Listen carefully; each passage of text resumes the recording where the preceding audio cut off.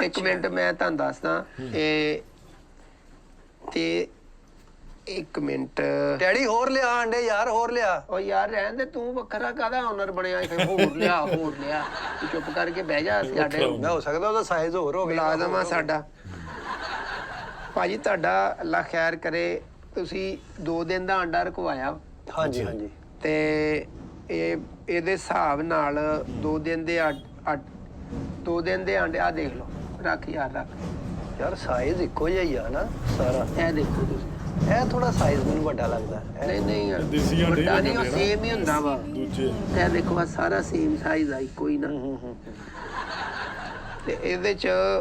2 ਦਿਨ ਦਾ ਅੰਡਾ ਤੁਸੀਂ ਰਕਵਾਓ ਨਾ 3 ਤੇ 4 ਤਰੀਕ ਦਾ ਰਕਵਾਇਆ ਵਾ ਹਾਂਜੀ ਇਹ 1,23,000 ਰੁਪਇਆ ਤੁਹਾਡਾ ਬਣਦਾ ਵਾ ਉਹ ਤੁਹਾਨੂੰ 23,500 ਰੁਪਇਆ ਅੱਛਾ ਤੇ ਉਹ ਤੇ ਅਗਰ ਇੱਕ ਦਿਨ ਰੋਕੋ ਪੇਮੈਂਟ ਜਿਹੜੀ ਆ ਆਨਲਾਈਨ ਕਰਨੀ ਆ ਜਾਂ ਆਨਲਾਈਨ ਹੀ ਕਰਦੇ ਹੁਣ ਤੇ ਆਨਲਾਈਨ ਆ ਪੂਰੀ ਦੁਨੀਆ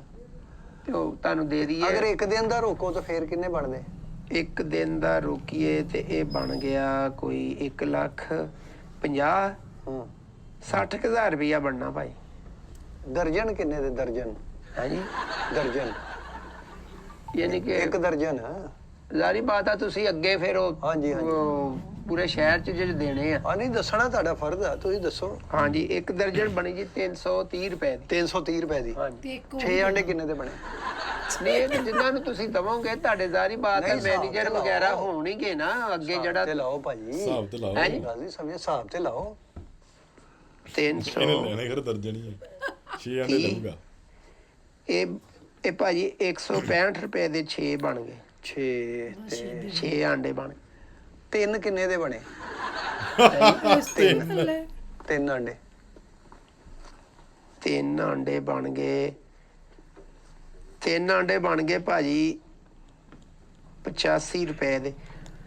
ਇਹ ਤੇ ਤੁਸੀਂ ਹਿਸਾਬ ਇਹ ਤੁਹਾਨੂੰ ਤੇ ਜਿੰਨਾ ਤੁਸੀਂ ਮਾਲ ਅੱਗੇ ਦੇਣਾ ਵਾ ਉਹਨਾਂ ਨੇ ਵੀ ਤੁਹਾਨੂੰ ਸਾਵੇਂ ਹੀ ਆਨਲਾਈਨ ਭੇਜ ਦੇਣਗੇ ਜਾਂ ਪੇਮੈਂਟ ਕਰ ਦੇਣਗੇ ਇਹ ਤੇ ਅਗਲਿਆਂ ਦਾ ਮਸਲਾ ਨਾ ਵੀ ਉਹ ਕਿੰਨੇ ਦਾ ਅੰਡਾ ਅੱਗੇ ਨਹੀਂ froze ਅਸੀਂ ਕਰਦੇ ਆ। ਅੱਗੇ ਤੇ ਕਿਸੇ ਨੂੰ ਨਹੀਂ ਦੇਣੇ ਅਸੀਂ ਮੇਰਾ ਨਾ ਅਸਲ ਦੇ ਵਿੱਚ ਨਾ ਮੇਰਾ ਦਾਦਾ ਉਹਨੂੰ ਲੱਗ ਗਈ ਠੰਡ ਅੱਲਾ ਪਾਕ ਉਹਨਾਂ ਨੂੰ ਚੁੱਕੇ ਜੀ